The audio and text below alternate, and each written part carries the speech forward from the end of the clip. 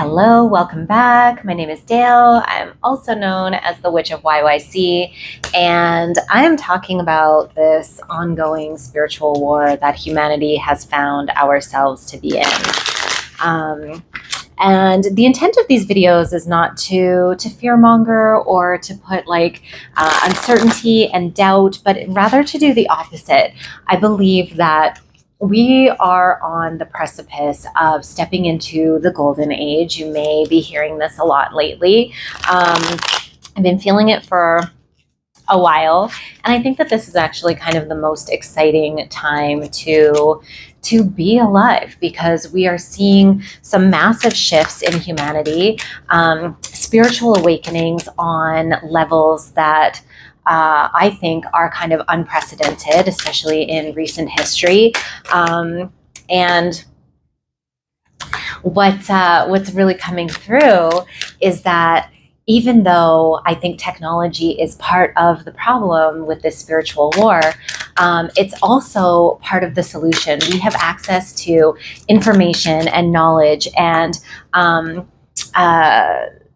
these mystery teachings that have been hidden from the masses for, I'm going to say, like centuries, right? If not millennia, longer than that. So it's pretty amazing that with the advent of technology and the speed at which we are evolving in the technological side, it's translating also on the spiritual as well. So it's funny because you'll see like the first card that popped out, I think speaks very much to this. But what I'm doing is I'm using the Oracle of the Radiant Sun deck to come up with themes of what we should talk about, what is relevant, what's topical about the spiritual war that we find ourselves in. And the first card that popped out, Mercury in Gemini, excitement. Okay. Clearly, I'm feeling a lot of excitement today. And part of that is because we get to have these conversations, which is something that I think has been hidden, or it's been in small groups, or just passed down through the initiatic process, things like that.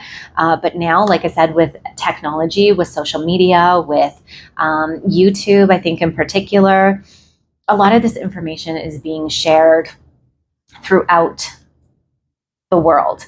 And what just kind of popped into my head was about 100 years ago, there were a number of different philosophers. I can't speak today. Mercury, too excited, that we're coming out and starting to share this information, starting to share these downloads and this spiritual information, whether from the occult traditions or through shamanic traditions. I feel like 100 years ago, this stuff was really gaining some popularity, albeit in smaller circles. And now 100 years later, we're seeing this massive awakening. And it's super, super exciting. Gemini represents this duality, the balance between the masculine and the feminine, and even, you might even say the light and the dark, and looking at things in a detail-oriented way, where we can really laser in and focus on the pros and the cons of a situation, or both sides, right? We can look at that duality, which I think is really exciting. The duality defines the spiritual war, the light and the dark aspects, and it's really just opposite ends of the scale, right? So I think that that's a really exciting concept to think about and consider. And Mercury, the planet of Mercury, governs our analytical thought process, our logical minds, and our communication, our expression. So sharing this information, in human design, I'm a generator, so I have to be excited about something. And in order to really dive into it and have energy for it. And this is definitely one of those things for me, that I think is, kind of why I'm doing these videos. But the just the whole concept of being able to share this, share my perspective, share my thoughts, because that is what this is. The information that's being channeled and brought through is being filtered through my lens and my experience and my analytical thought processes, and then thus shared through my perspective, my views, and which right now is a lot of excitement. It can feel really heavy, the things that we're going through right now. I think if we take a look at, the news or whatever is happening in the world, there is a lot of that fear mongering. There is a lot of that dense information, right? But I think what that's showing us is a lot of opportunity for change, which is exciting. Okay, the next card that we have is Indecision, and this is represented by Venus in Libra. So Libra is the cosmic balance. It's the ultimate balance, right? So I love that we had Gemini and now Libra. So we've got these air signs, and it's a lot of spiritual contemplation. It's a lot of analysis, and that balance that's represented by Libra, the scales, is ultimately centered around justice. And I think, that whole concept of right and wrong. So when we're looking at the duality, that is another part of it. If it's the duality between light and dark, masculine and feminine, right and wrong. And what does that moral stand look like? And are we making the right decisions, right? In our day-to-day, in our conversations, in our discussions, with our actions. And this can come up with this kind of analysis paralysis where we get stuck in these thoughts and weighing all the pros and cons and looking at things from both sides and playing devil's advocate, which can lead to a lot of indecision, right? Or this functional freeze state with so much going on in the world, all of this heavy, dense energy, it can feel like, well, can I make a difference? Does anything I do actually count? Does it actually matter? Leading to, well, I'm just not going to do anything at all. And so this is something that I think can be helpful, because it really helps you to laser focus in on, okay, well, what's important to me? And when I want to make a change or I want to make some sort of difference in the world, why, right? I think it gets down to the under layers of why we're doing things, or why we think certain things, or why we align with this, or why this is my belief, why is this part of my story, why am I attached to this, why this is my expectation, and really contemplating all of these things is, I think, a really important part of the process, because it helps you to find that truth, find that inner discernment. And within that indecision, hopefully what comes out of it is some clarity. Venus is our relationship with self, relationship with the other, relationship to what we value, whether that's self-worth or what we things that we place value on. That's money, it's currency, it's that energetic exchange, right? And I think the key word there is exchange. And if there isn't an exchange that we feel is adequate, perhaps, then that can cause some of that indecision as well, right? I don't know why this example just popped into my head, but you're at the mall and you're looking for a new pair of shoes, maybe because I was looking for a new pair of sneakers recently, and I went in a million different stores and I couldn't find the sneakers that I wanted because I was weighing all of these different things. I didn't want to support a brand that I didn't agree with their values. I didn't want to pay a crazy amount, or what I thought to be a crazy amount, for shoes that I'm likely going to wear into the ground. I was very specific about the kind of color that I wanted and the style. And I already have a pair of sneakers at home that really fit the bill, but they need a good cleaning. They need a little bit of repairs. They're not at the point where I'm going to toss them, but I don't want to wear them all the time, right? So this is a weird example, but it really led to this indecision. But what was underneath it was my values. What I considered in terms of worth, and all of these little things, right? It felt very Venus in Libra. And what I eventually came away with was that, okay, well, I have these sneakers, so I've already invested in them. They're comfortable. They fit my feet really well. And I really love the style. I just need to clean them and get them slightly repaired. So I think, all of that contemplation really led me to a place which was the best decision in the end. And it felt kind of despairing while I was going from store to store and not finding what I was looking for. But in the end, it really solidified these pieces for myself. And I think that this analogy can apply to what we're experiencing within the spiritual realm. Just fill in the blanks, right? In your life, whether it's about, how much time you're spending on social media or in the news, or relating to certain people on certain topics, how much of your energy, your time, your influence, your attention is going to be placed in certain areas or on certain things, or how are you expending your energy? Are you giving and receiving in a balanced kind of way? What does that look like when you're relating to others, to yourself, to the world, right? So I think that that's really interesting, because it can feel quite dark when you're in that indecisive place, or when you're in that place of uncertainty, confusion. But ultimately, there is a higher purpose and a higher clarity that's going to come out of it, if that makes sense. Okay. And the last one, so funny, because we have our last air sign. So it's Sun in Aquarius, which is idealism.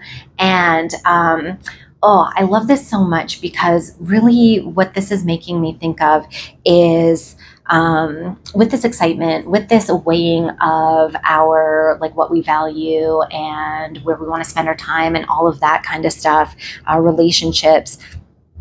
Ultimately, what is it that we're trying to create? And I think that that's one of the main messages that we need to keep in mind when we're going through this time period right now, is that the world, humanity, is in this transition, and things are not going to remain the same. We're not going to go back to old paradigms and old systems and the way things have always been done. I think that's becoming really clear, right? We're in this cocooning stage right now, and growing our wings. And what do we want those wings to look like, individually and collectively? In the entire realm of possibilities. I think when we're looking at Aquarius and this Pluto in Aquarius and the Aquarian age, and I've talked about it in other videos a little bit, about how technology plays a really key point in that, right? We're seeing the AI revolution. We're seeing all of these systems and matrices and things like coming together in that sphere. And is that the way that you want to go? Because we're also seeing this revolution that feels more connected to nature. People are gardening more, spending more time outside in nature, grounding, returning to their intuition, and eating intuitively and following the cycles of nature. And I think part of this excitement that I'm feeling in the returning to the mysteries and the information that we're exposed to is returning to this inner mystery and information and connection to spirit and listening to the information that's coming in from spirit, from creator, whatever these downloads that you want to call them, and seeing how that is shaping our concept of what we want the future to really look like. What does it look like when we're living in community? And returning to, maybe more tribal ways of being, or simpler ways of being, or connected ways of being, intuitive ways of being, right? So when I think of idealism, that's kind of the way that my mind is working, and finding our inner power again, because we are such amazing pieces of technology ourselves, and this is like that biotechnology, right? So instead of communicating through the internet, are we going to be communicating through telepathy, things like that, right? Working with time and time travel in a quantum kind of way, working with crystals and energy and harnessing our biofields in ways that we haven't traditionally done because of the denatured programming and conditioning that we've been experiencing for, I don't know, however many hundreds of years that we've been disconnected from these teachings, right? That's where I'm looking at this idealism, this sun in Aquarius, where as a collective we can come together and change not only our consciousness and how we're perceiving things, but how we're actually living in this realm. Because there's a lot more to this realm than we can see. First of all, the visible spectrum is such a small sliver of the full wavelengths that exist, right? So there's that. And I don't know. I'm very excited, and not to say that, that it's all sunshine and rainbows from here on out, because I don't know, birthing pains, that's what just came into my mind. Like, we're in this, like I said, this cocoon stage, and the cocoon is painful. Literally the caterpillar turning to goo, releasing all these digestive enzymes, and dissolving into this formless plasma, right? And that doesn't sound super pleasant. And then reforming and becoming this brand new creature. So thinking about that happening to the world and to our consciousness and to ourselves, and what does that really mean? What does that actually look like? And knowing that it's going to be painful, how can we prepare for that? How can we prepare ourselves emotionally, mentally, spiritually, physically, so that it's easier, right? Yeah. I don't know, just the whole analogy of the labor and giving birth, and that there's so much preparation that can go into that whole process. So I think that that's where we're at right now. And so while we can have this idealistic concept of what we want the future to look like, knowing that getting there is the journey, that's the process, and it's not going to be super easy, which could be leading to some of this indecision, right? Because that's a lot of pressure, but ultimately for me, very, very exciting. Okay, so I'm going to pull a chakra card as well to see if there's any final thoughts that come up, need to be shared. Okay. Ooh, I like this one. Card number 31, so honesty. So this is throat chakra, and we've got truth, transparency, sincerity, and communication. So still feels very Gemini, Libra, Aquarius, right? Still very much on brand, on theme here. And this concept of truth has been coming up a lot for me lately. So I'm filming this, what is it, a day after the Sagittarius full moon in June here, 2025. And Sagittarius full moon is about truth seeking. What is your personal truth? What is the ultimate cosmic truth? And are we living in it? And what do we need to release in order to align on that path, right? So I think that that's really, really topical and on point right now. And the whole transparency piece of it as well, because if we're living in our truth, are we being authentic? Are we being transparent about it? Are we still hiding behind, certain veils or barriers or masks? I love that there's a keyhole on the throat here, showing that there's a truth that needs to be unlocked, right? So what needs to be unlocked in order for this to be completely open? And